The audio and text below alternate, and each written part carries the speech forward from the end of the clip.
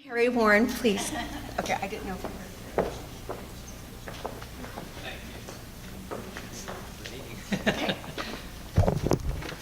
I'm vertically challenged, unlike John, so I'm going to move us down. Well, I'm not going to try and impress you with my intelligence, my charm, or my good looks. I'm just going to be myself. Now, this is an interesting race. We have 17 candidates on the Republican side. Each county has a favorite son or daughter in this, but folks, that's not what it's about.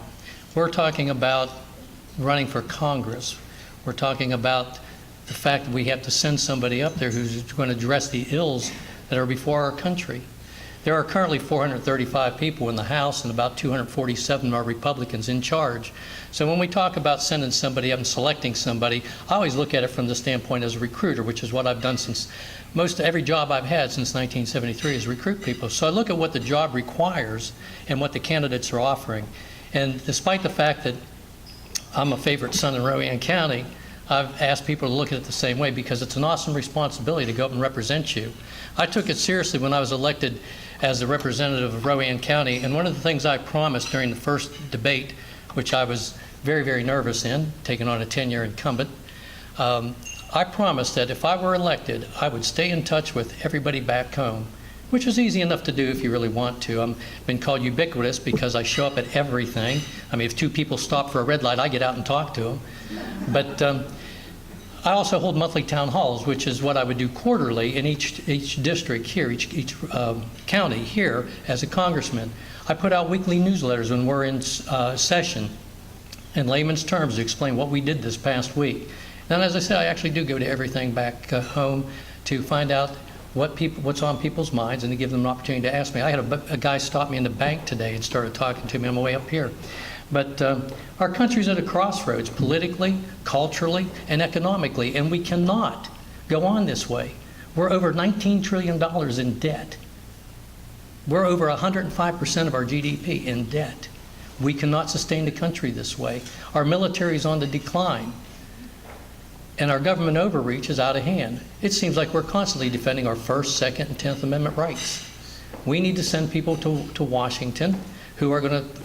And one thing we always said in recruiting was the greatest predictor of future behavior is past behavior. And what I offer to you today is more than 30 years of business experience in 3 different industries.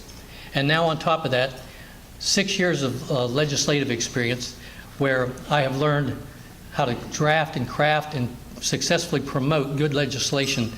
And those are critical skills that we will need in Washington, D.C. to address these ills. My name is Harry Warren. I ask for your support. Thank you so much. It's good to see you.